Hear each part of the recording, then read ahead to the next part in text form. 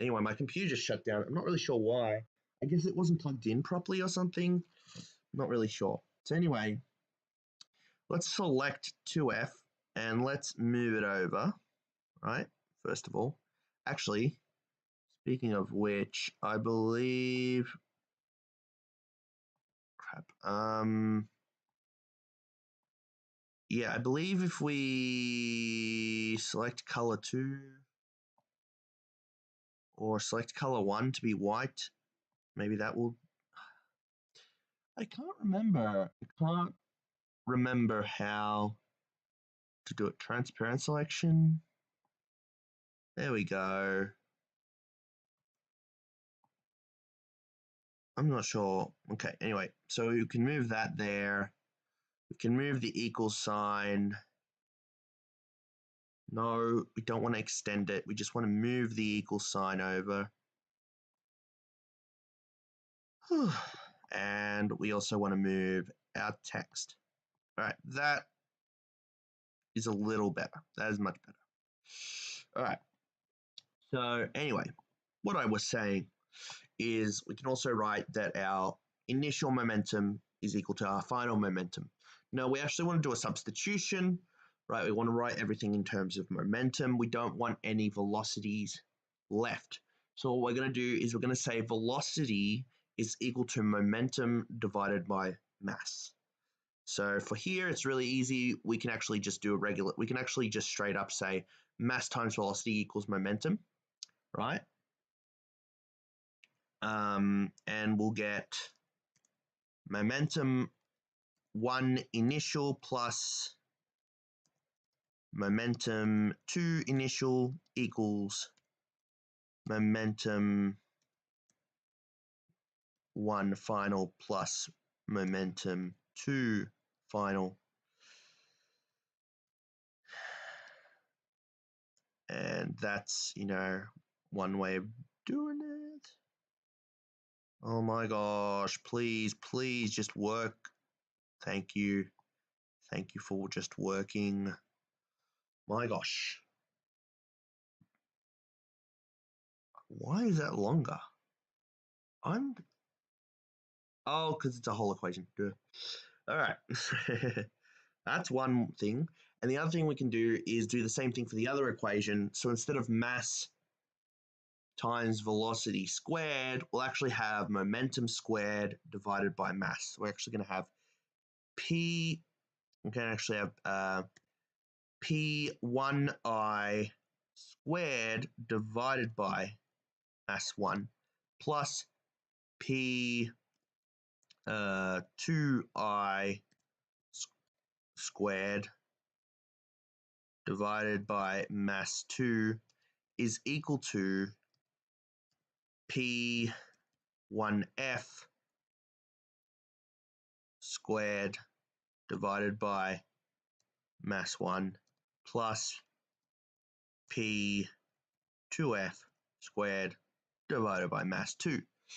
And this is looking absolutely horrible, but my God, I don't know what else. I don't know how else to...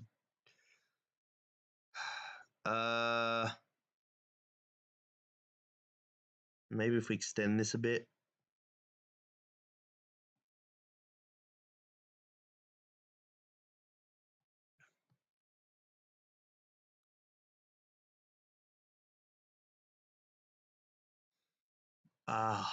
Paint kind of sucks, to be honest.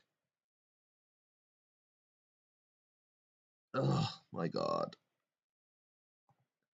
I've made this so much harder for myself by using paint. But screw it. We're in it now. We're in it now. Let's try that again. Do this properly.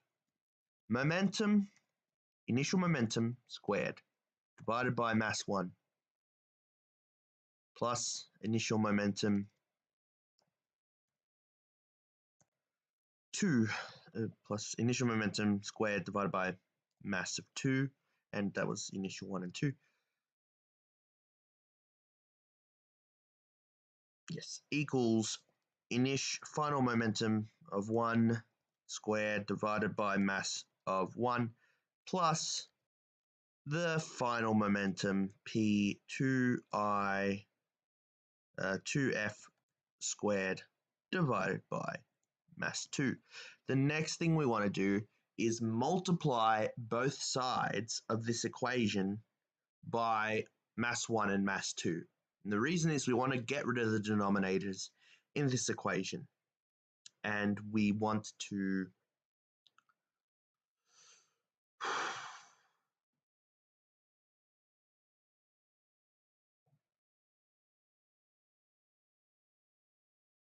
sorry, just give me a second.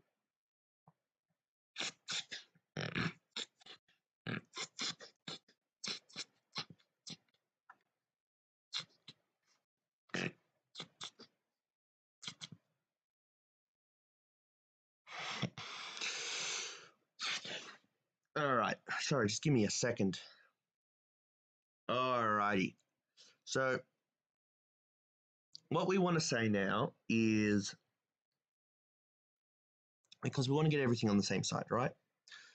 So what we can do is multiply both sides by mass 1 and mass 2. And what that's going to do is it's going to turn this division by mass 1 into a multiplication by mass 2. Right? And same for this one. This division by mass 1 is going to become a multiplication by mass 2. Same here. This division by mass 2 is going to become a multiplication by mass 1.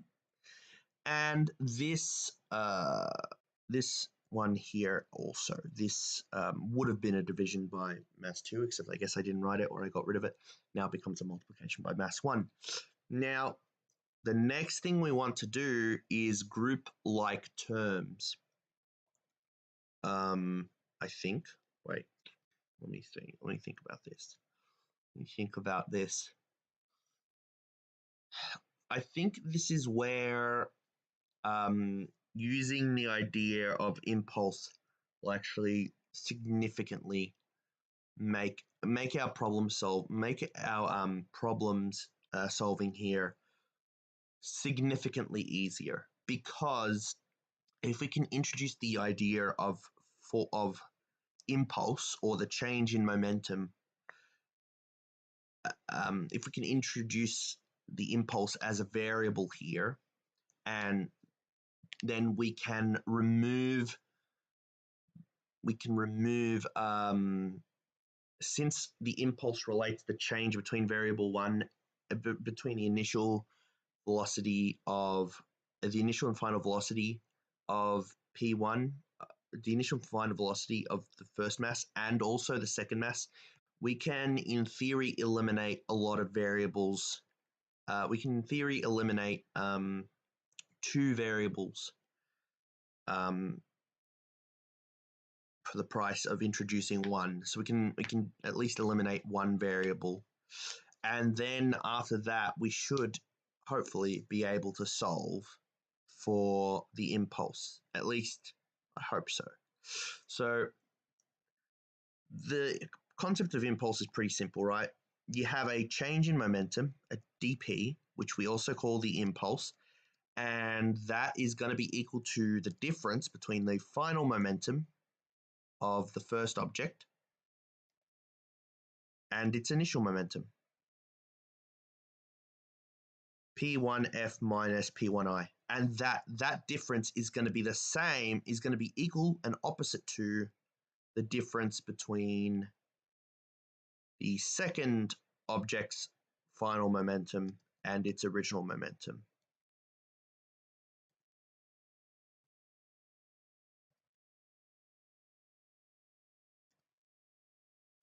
And we can easily confirm this by, if we go to this original equation here, if we move P2I to one side and P2F to another side, to the other, sorry, if we move P1I to this side and if we move P1I to the right and P2F to the left, we will get that P2I minus P2F is equal to P1F minus P1I. And of course, P2I minus, and of course, P2F minus Wait, no. Hang on, I'm a bit confused. Yeah, and of course, P2I minus P2F, that's what I meant to write, is just the same as negative. Sorry, I've done this completely wrong. There you go. P2I minus P2F is the same as negative P2F minus P2I, right? So what we're going to do is we're going to substitute in this I by saying P1F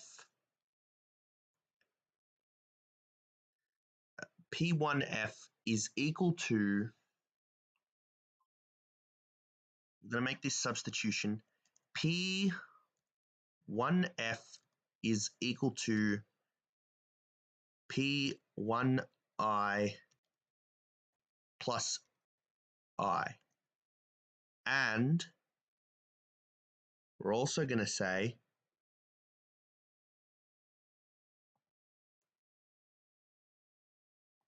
that P2F is going to be equal to P2I minus I, because any momentum that goes to the first one is taken from the second one. So after making this substitution,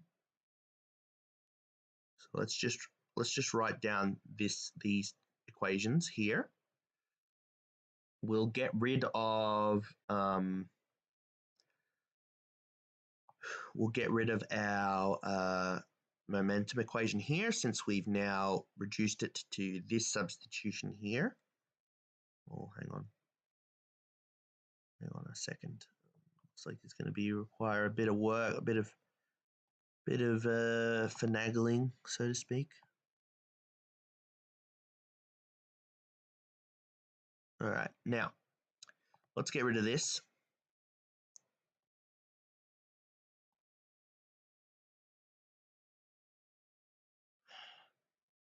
And we'll get rid of this original version of the energy equation as well, since we're not using that anymore. We're using this one. And now let's substitute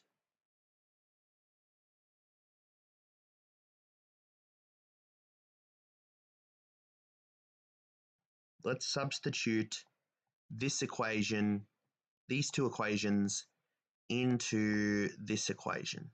So actually we might eliminate more variables. I'm not quite sure exactly how many, but I guess in theory, since we're substituting two equations, we should eliminate two variables. So I misspoke before. We are actually eliminating... No, I didn't misspeak, because we're eliminating two variables, but we are introducing only one new variable. That's right. We'll figure it out. So anyway, let's rewrite the bottom. Let's rewrite this using these substitutions. So mass 2 times the initial velocity squared plus mass 2 times, oh my gosh, now instead of the, yes, mass, hang on, I got this, mass 2, that should be a 2 there. Wait, no, that's not that. No, never mind. Sorry. Mass 1 times the initial second velocity squared. So this first part is the same. The second part is where things change, is where things get a bit more interesting. We got mass 2. Now instead of P1F, we're going to substitute P1F.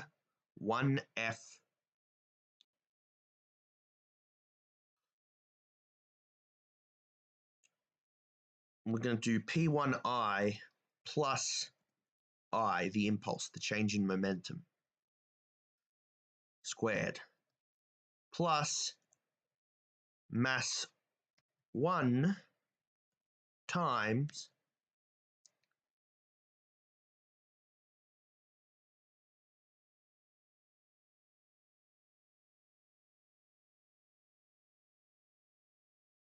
Huh.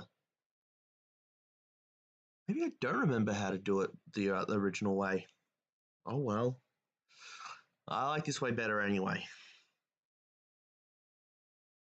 But now it makes me wonder, like, how do you solve the equation without using conservation of momentum normally? It's a bit funny. I'm not sure. But, oh well.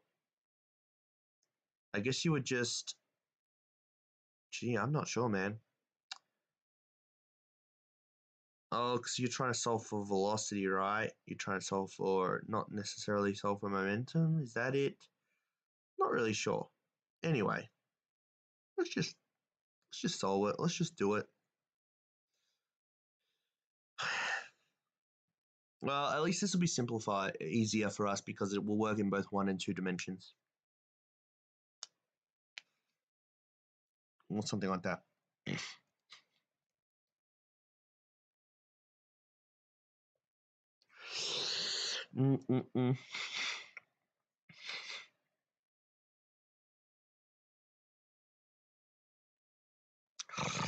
So, yeah, that'll also be P2I minus I squared.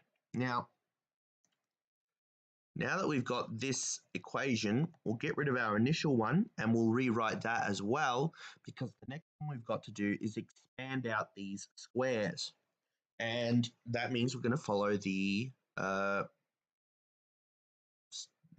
forget what it's called.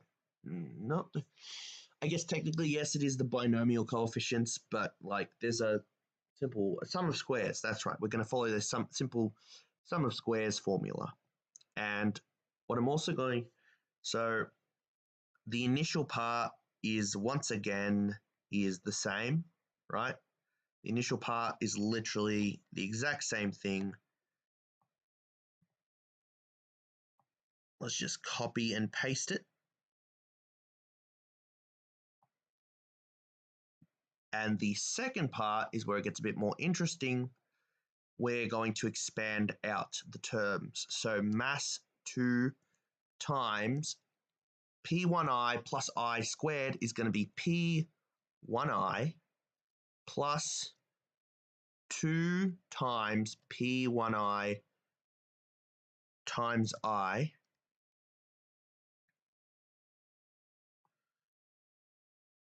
let's give it a bit more space, times I plus I squared.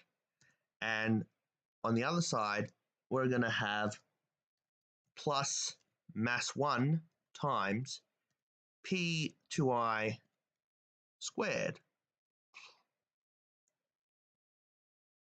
Oh my god, I'm going to run out of space.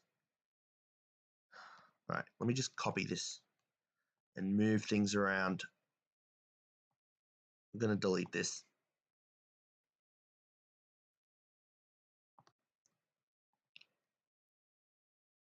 I'm going to equal that plus the same thing, but with the terms swapped.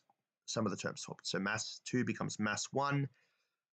That becomes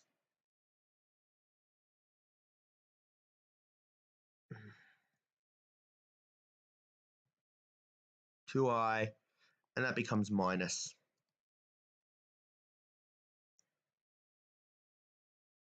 No, these are all plus. This becomes minus. This term here becomes a minus. So that's the expanded equation. Now, as you can see, we actually have some like terms. If we were to multiply out the mass 2 times the inner terms of this, we would actually find that mass 2 P1I squared and mass 2, oh my gosh, I did it wrong. It's mass P1I squared there. Oh my gosh, I did it wrong. For crap. All right, come on, let's do this. You can do this, James. You can do this. I know it's taken a while, but you can do it. Mass 1 and momentum 1, momentum 2. So, and this is going to be a negative. So this is the expanded terms. if we were to further expand it, which I'm not going to try and do right now, we would see that obviously mass 2 times P1I squared has a complement here on mass 2 P1I squared. So the next thing we can do is, in fact, cancel out some of these terms. So I'm going to use a big red strike through. I'm going to say mass 2 times P1I squared is going to cancel out this term P1I squared, which is being multiplied by mass 2. And this term, mass 1 P2I squared, is going to cancel out with this P2I squared, which is being multiplied by mass 1. Now, if we write down all the terms that we have not yet cancelled, we will see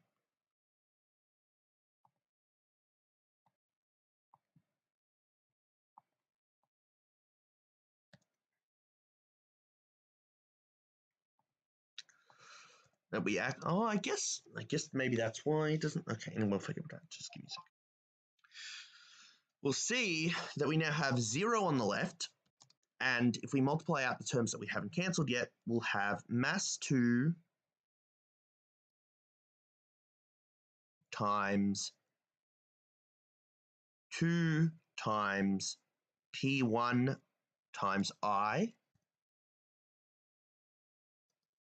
plus I squared,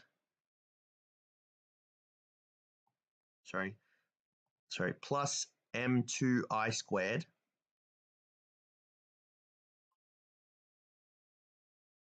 plus M1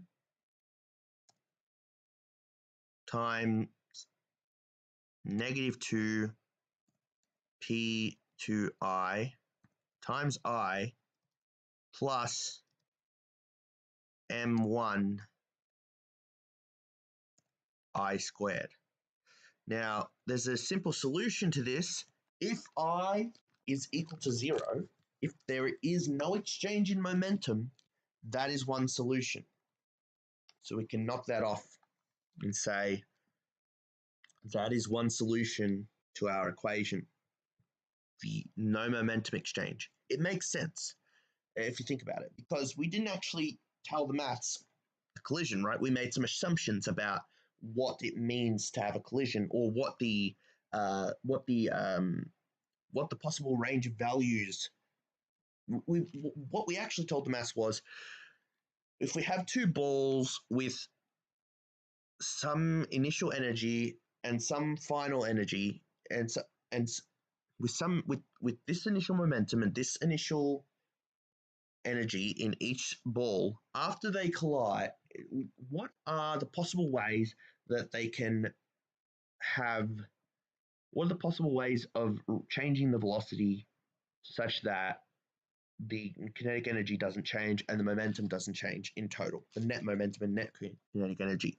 And there are actually two solutions, right? One of them is the correct solution. One of them is the solution for what happens after a collision, a perfectly elastic collision. But there's also another solution of no collision at all. If they just pass through each other, or if they actually don't collide, that also conserves kinetic energy and momentum. So you've got to be careful when you're doing stuff like this. Maths can be kind of a smart aleck sometimes. It does what you tell it, but it does exactly what you tell it. It doesn't necessarily know what you want from it. So it only does what it says on the tin, so to speak. So if you tell it, give me some solutions for same initial and final kinetic energy and momentum, it's going to spit out the solutions. And in this situation, turns out that's a quadratic equation. It has two solutions, and only one of them corresponds to an elastic collision. The other one corresponds to no collision at all. So after you've done the maths, you then have to do the work of interpreting it and understanding and figuring out what the actual answer you're looking for is. So we're going to assume, for the purposes of finding the solution, that I, in fact, is non-zero, and that we can divide by I, that there is some exchange of momentum, and therefore there has been that I is not zero, and that there has actually been a collision.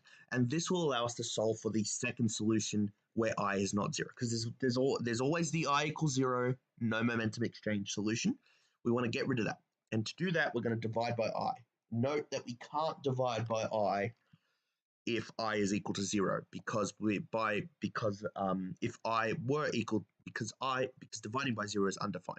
So by dividing by I, we are actually making a de facto assumption that I is not equal to 0, and therefore any solution we get should be a non-zero solution. Or we are kind of, I guess technically what I'm just trying to say is that we are making the assumption that I is not 0 when we are doing this step. So if we get any solutions where I was equal to 0, let's say maybe if the masses were 0, whatever, that would lead to a contradiction. That would just be like, that would mean that the only solution was, that would mean there is no second solution, basically, so to speak, right? But yeah.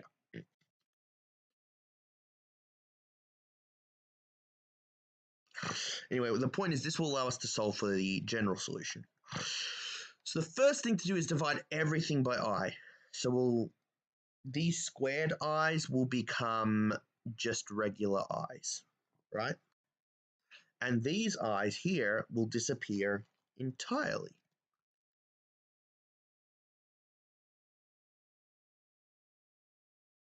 The next thing we need to do is we need to group like terms. So what we're going to do is get this mass 2i and mass 1i and group them together. So it's going to actually be I times mass 1 plus mass 2. Then we're going to also try to group like terms somewhat here. We're going to try grouping by 2. We're actually going to pull out the factor of 2 here.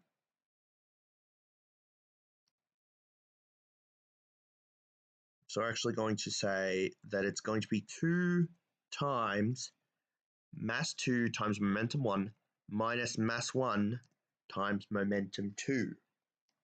And the last thing we're going to do is then what we're going to do is going to move this over to the other side. So we have negative 2 times all of that is equal to that. We're going to distribute the negative, so it becomes that minus that plus that. I hope this all works out, honestly. I really do. Oh my gosh. I feel like I've copied a negative or I left a negative, and I hope I didn't screw up the calculations, right? And the last thing we need to do is obviously divide both sides by mass 1 plus mass 2. So now this whole thing on the left will be divided by mass 1 plus mass 2. And that gives us our formula for the change in momentum. So now we know that, and so let me just take a quick look at this. Right, yeah, so we know that our new momentum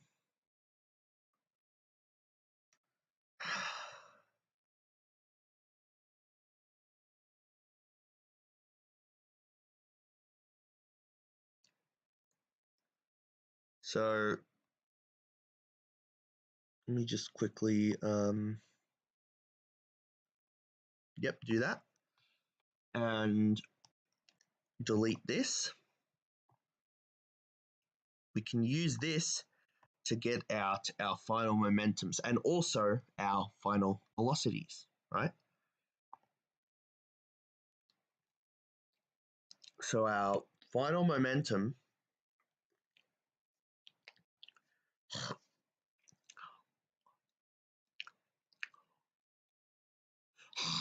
Sorry, excuse me.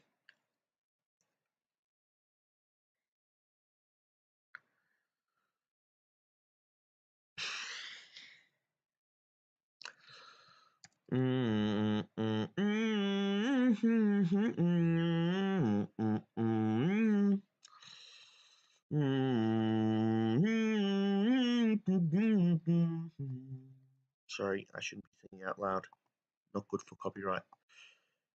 Anyway, so what we're going to do is we're going to say that the final momentum, P1F, is equal to the initial momentum, P1I, plus the change in momentum, which is 2 times that formula there. Now, let me just think for a second. Yeah, it's kind of messy, isn't it? But that's just how it is. Also, that should be P1I there. It should be P1I, not just P1.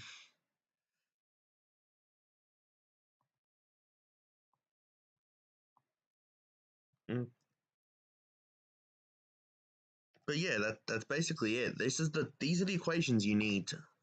If you actually go through them and solve them, you'll hopefully get the same one as before. The same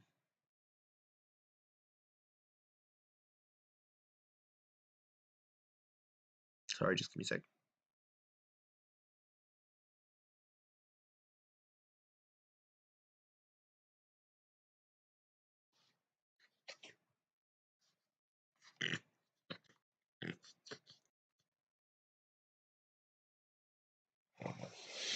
Oh my gosh, this is so long.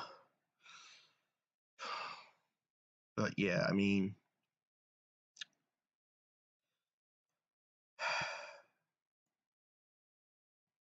honestly, I kind of feel like I should switch to doing the video instead. This is so long-winded the way I'm doing it here, but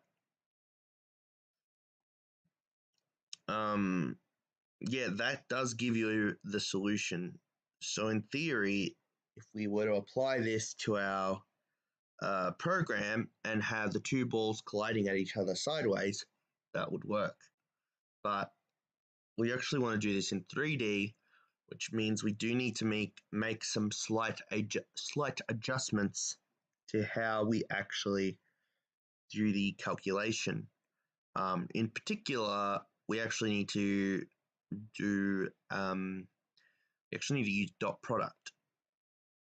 We actually need to use a dot product in order to figure that out. Okay. Yeah, I need some time to think. I haven't actually thought about all this in a while. So, honestly, it's not on the top of my mind. So I actually kind of need to think about it a bit.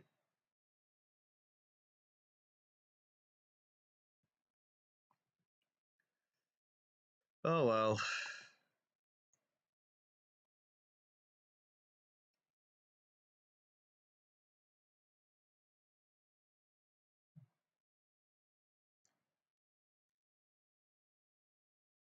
I have someone watching on Twitch, apparently. Maybe. Hard to tell. Well, I'm certainly not watching on Twitch, so I guess it's someone else. Good to see you, first Twitch viewer. Unless you leave now, which you might. Anyway. Let's try and finish this off. I am getting a bit tired. I probably should have just done the physics, the 2-dimensional problem straight away rather than going through all this. But anyway, if we search 1-dimensional collision,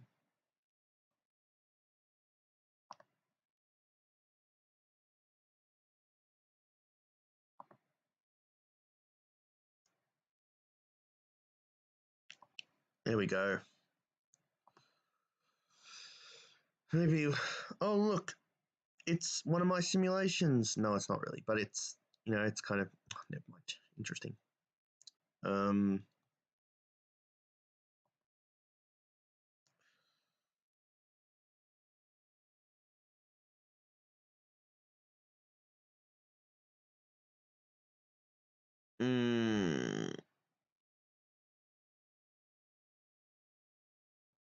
I feel like I've done something wrong.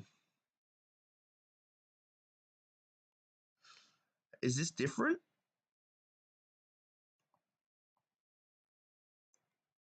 Well, if I assume initial velocity times final velocity,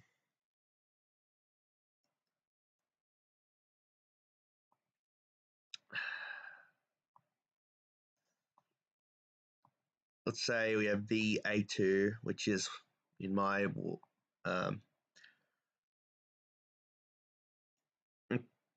A1B1. Right, so 2 is 1F in mine. Then we're multiplying it by that divided by that, which I think,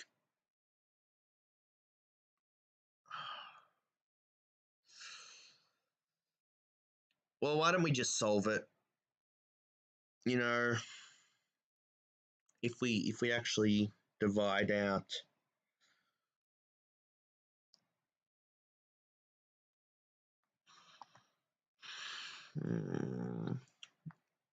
I feel like I've done something wrong, but I'm honestly not sure. Mm.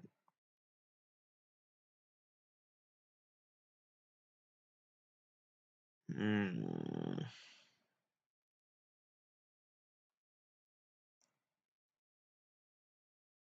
Mm. Mm.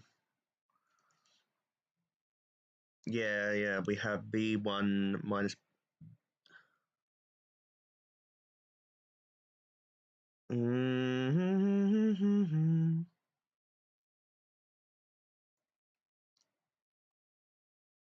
Yeah, that too.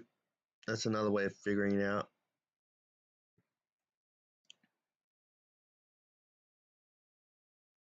Oh, I see. Hang on.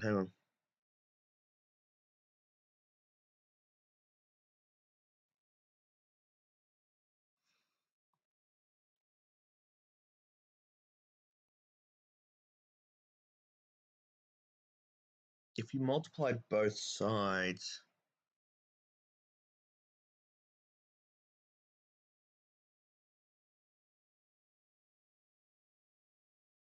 oh, I see. I should be, if I wanted to get closer to the solution that's presented on Wikipedia, I would actually need to combine the P1I, the two P1I terms, right? So it'd be P1I times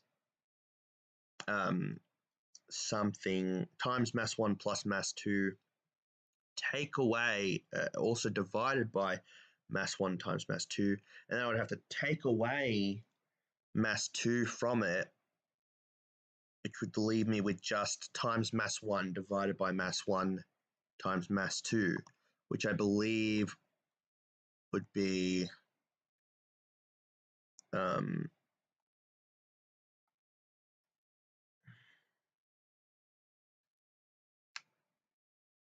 so then it would just be P1 times P1, which would be V1 times mass 1 minus V1 mass 1 mass 2.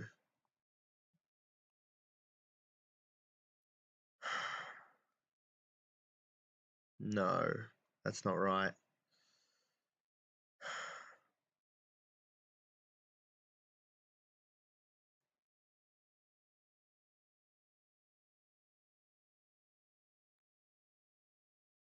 Not sure. Not sure. I guess I have to figure it out then. I have to figure it out. All right. Well, let's go for it then.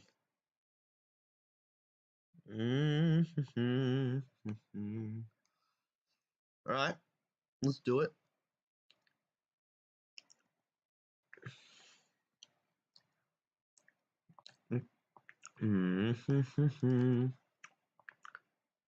We'll say that P1F is equal to 2 times mass 1 times 2P2I divided by M1 plus M2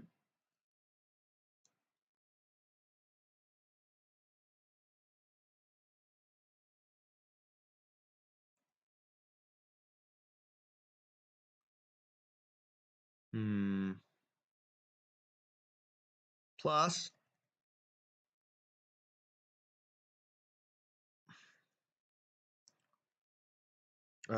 minus 2 times mass 1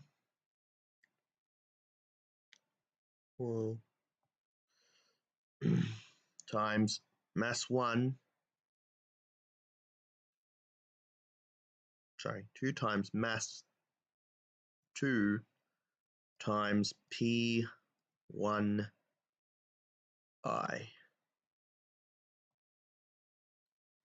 divided by mass 1 plus mass 2. Then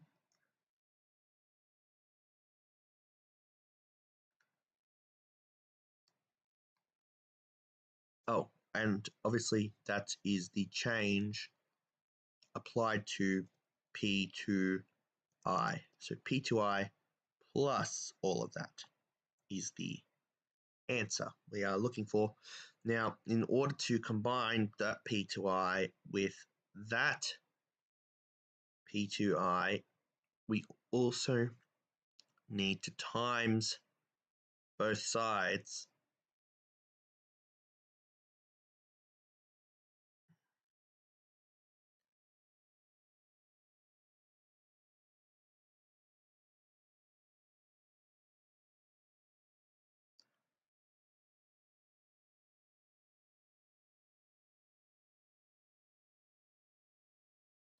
No, wait.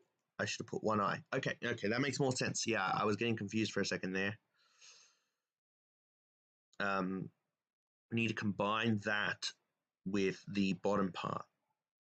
So since we've got minus 2 times mass 2 and mass 1 times mass 2, we'll actually need to multiply both sides of this by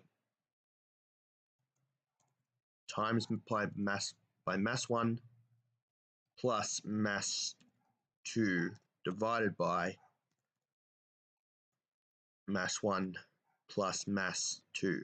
But now that we've got both in terms of the same denominator, we can actually combine the numerator. So the first thing is we'll distribute that into the numerator. So it would be mass 1 times P1I plus mass 2 times P1I. And we'll also distribute this part of the numerator minus 2 M2P1I. So we'll get rid of that. And we'll write minus 2 M2P1I. So now we have plus mass 2 P1I minus mass 2 P1I twice. And that simplifies to just minus mass 2 P1I.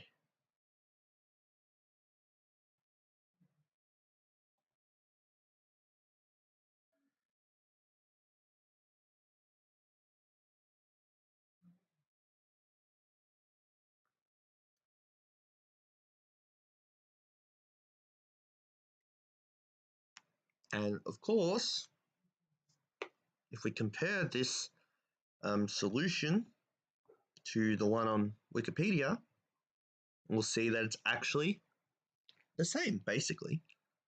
Mass 1 minus mass 2, that we can factor out P1I out of this first solution.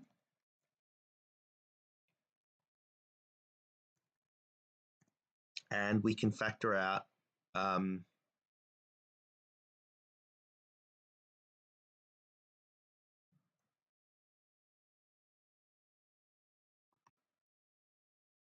yeah, no, plus 2, got it.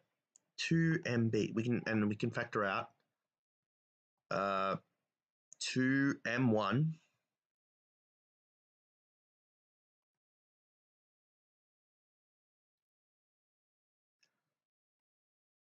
something's off here.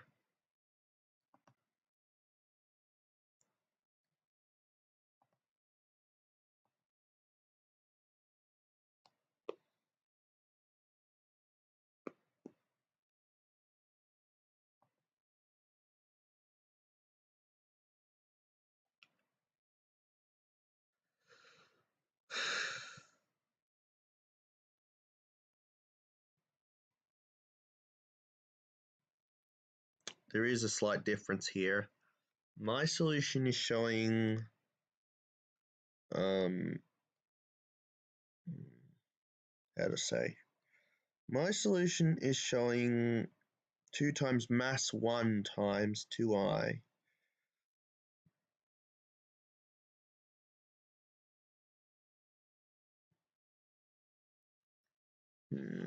So oops, shouldn't have done that on camera. Oh well, what you gonna do? P1F equals the difference in masses times P1I, which if you divide both sides by mass 1, right, just corresponds to the velocity. So far so good. Then we have VB1, which in mine is P2 is 2I, and mass B, which should be mass 1, but we've got mass 2, but we've got mass 1 here. And that's a little concerning to me because we should have had plus 1i minus the mass 2 times 2 plus the mass 1. And so either Wikipedia is wrong or I'm wrong, and I'm a little confused. Oh no, I see the issue. No, it's all good. Because if we divide both sides by mass 1, right, that turns P1F into V1F and P1I into V1I. But here it doesn't turn P2I into V2I. It just gets rid of the M1, and P2I becomes mass 2 times V2I. And that is actually the same. Mass 2 times V2I, that is actually the same as the Wikipedia. So if we actually, do that substitution, right, that works out like that. So that is pretty cool. So the maths works out. The biggest difference is that when you're doing 2 dimensions, instead of using a formula like this, a one-dimensional formula, you're actually going to want to do it in You're actually going to want to be a bit more clever about how you do it. And yeah,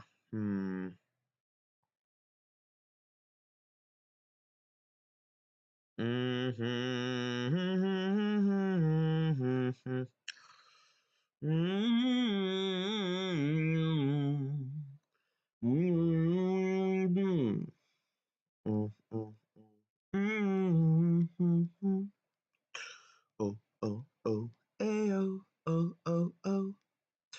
Um,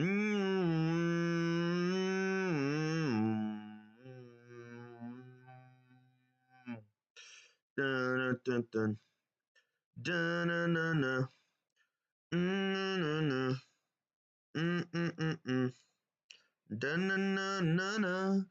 dun dun dun dun. Honestly, I think I'm gonna have to stop the stream so I can have a think about how I'm gonna do this as an actual proper video. Well, I don't know. We'll figure it out. Or maybe we'll do a separate simulation for the one-dimensional collision. Maybe I'll split it into separate videos. I don't really want to split into separate videos, but like, I don't know. I'll figure it out. Anyway, so yeah, a bit of a weird stream.